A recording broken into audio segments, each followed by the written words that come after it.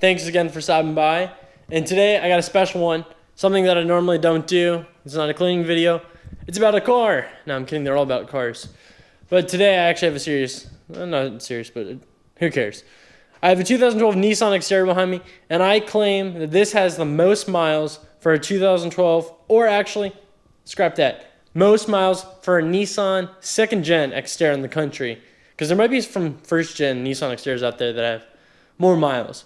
But I highly doubt someone has a second-gen, because those things, turds. No, I'm kidding. Piece of junks? Nah, maybe. Actually, the automatics. Hey, you can't lie. I know there's going to be someone on here like, no, dude, my automatics, like, Nissan Xterra's got, like, 5 kajillion miles on it, and the transmission's never blown up. No, dude, those things, that's a joke. That's a troll. I can spot it. That's a troll. No. There's no way. There's just no way. Unless you got to DM me, send me a message on YouTube with all the facts, maybe Carfax too. No, I'm kidding. But right behind me though, we're gonna step into what I call my office, my second home, my only home. Yeah, I live inside the car. No, I'm kidding. I'm in a garage. Why would this not be? But it'd be hard to see. Let's see it. So right there, that is. If it doesn't pick it up, I'll just take a photo of it later.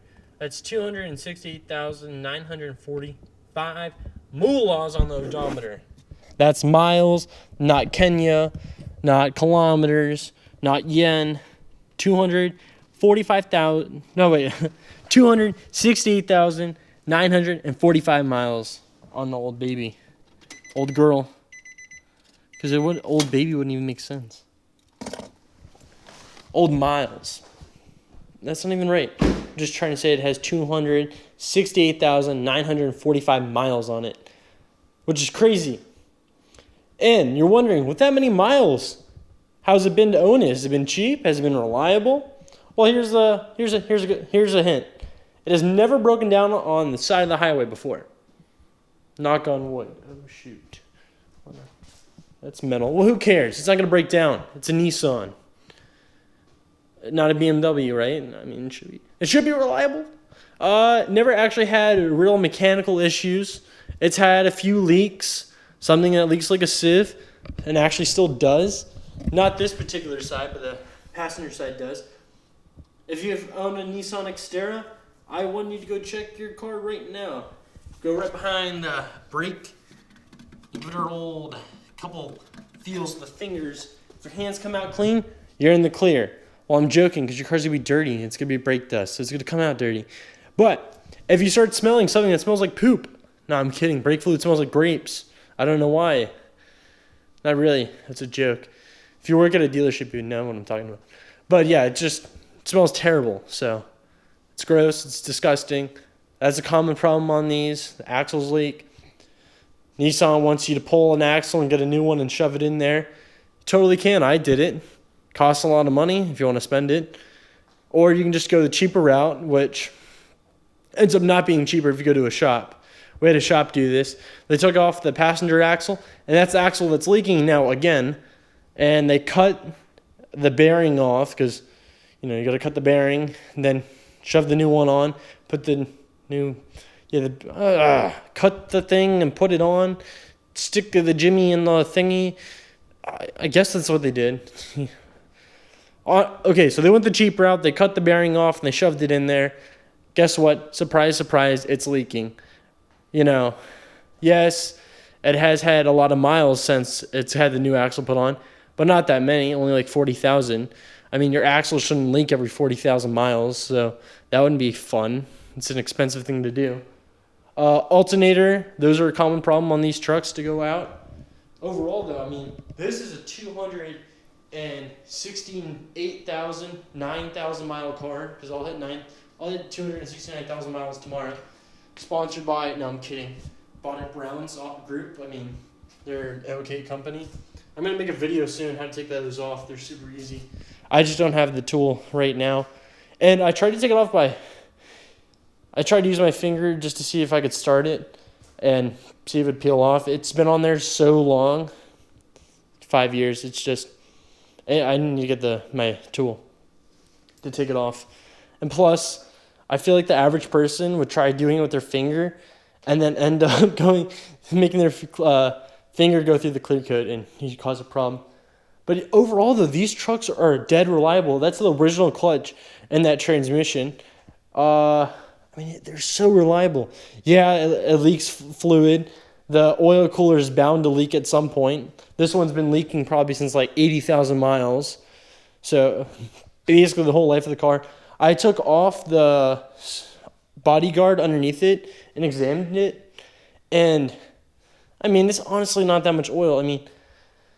So my dad does 10,000 mile oil changes on this truck, and it might be a quart low, which sounds scary. I'm topping it off, okay? Like, if I let it go and didn't touch it, it'd be a quart low going in for its oil change. Because that's what Jiffy Lube said a bunch of times. Oh, it looks like it's a quart low on the dipstick. And it's like, whatever.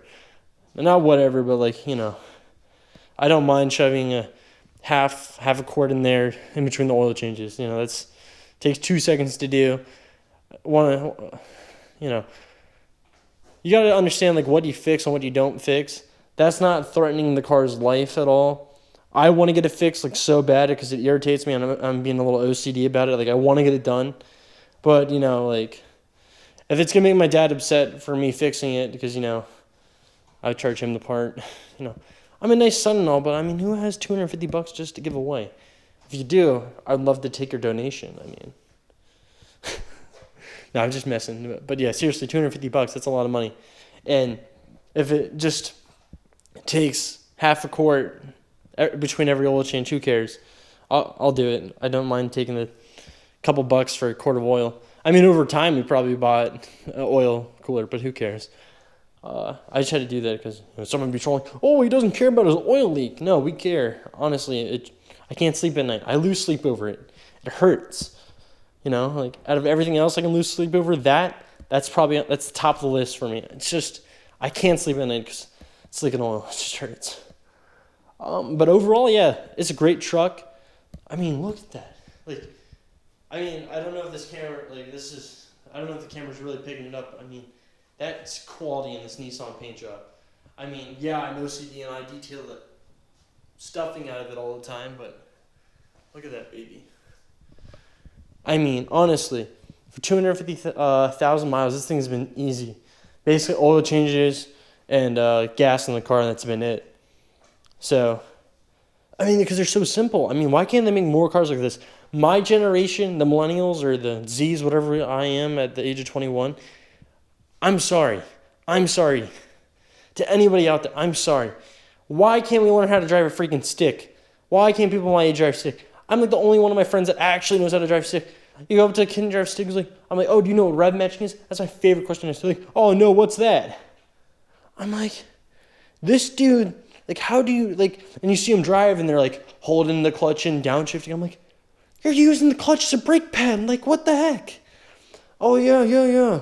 Because if I let go, this thing would spin. No, duh. That's why you give it some gas too and you rev match because it's just like, have they not watched a simple video on how to drive stick? Oh, it's insane. It's really sad. I'm so sorry. My generation we're just ruining cars. We have to have an automatic. We got to have our Teslas that drive